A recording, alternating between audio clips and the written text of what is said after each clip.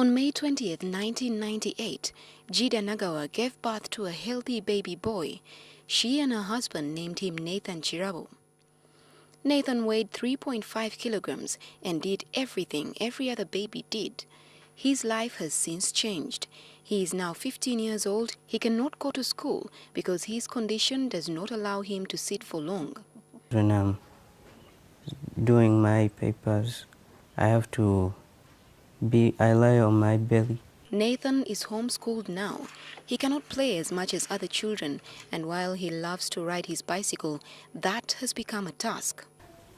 Feels like my joints have been dislocated, or maybe like it hurts, like they're twisted, and I can't explain it. He knows he has sickle cells, and he has learned to cope with the help of his mother.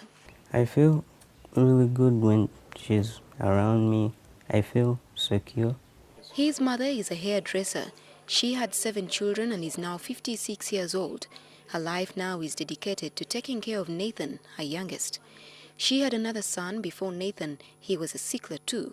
He died when he was 9 years old. For him, I was not aware of the disease because I had never experienced it. So it was hard to understand. I was just crying. The first sign, crying. When Nathan came along, she knew better when she saw similar signs. She took him for a checkup and her worst fear was confirmed. He too had sickle cells. Sickle cell disease is a hereditary blood disorder characterized by red blood cells that assume an abnormal rigid sickle shape. Sickling decreases the cell's flexibility and results in a risk of various complications. Sickle cell conditions are inherited from parents in much the same way as blood type, hair color and texture, eye color and other physical traits. When I saw it, I started crying. The doctors told me, no, don't cry. You are not alone. There are so many. Indeed, there are so many others. 20% of Uganda's population is believed to carry the sickle cell gene. It's important for people to know their sickle cell status. To know your standing, one must take a sickling test. It will give you positive results for a patient and positive results for a carrier. It will give you negative results for someone who is purely normal. So when you get a sickling test done and it's positive, it's ideal that you go on to do the confirmatory test. Nathan's mother was blamed for passing the disease on to him, but she stopped blaming herself when she learned that for a child to become a sickler, both parents had to have been carriers. Nathan experiences joint and chest pains, but the worst is the severe backache. We call it the painful crisis. That's the worst bit of sickle cell disease. If somebody could take away that pain, you can live very well.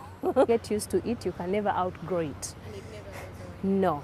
So it's too painful. The pain occurs in organs or joints and results from tissue damage caused when sickle cells block blood flow. You know, our cells are sickled instead of being round, the red blood cells. So as they are moving in the veins, one of them comes and blocks the way. When it blocks, all others come and clog on it. So the blood comes and pushes, it can't pass through. So it damages all the tissues around that area, and that is what causes the pain. There is no cure for sickle cells. The most they can do is ensure that Nathan has proper care, takes his medicine on time, and then they can deal with everything else that comes his way when and if it comes. I waited for my death personally. They used to give us ages at which you have to die. Yeah, you can have a full life even with sickle cell disease. The goals of treatment are to prevent infections, relieve pain, and prevent or control complications. Infections are the leading cause of death in sickle cell disease. Pain attacks are the leading cause of emergency room visits and hospitalizations.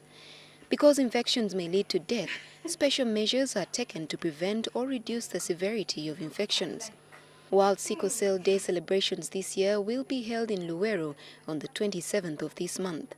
The day is celebrated to create awareness about the disease. Josephine Karunji Musisi, NTV.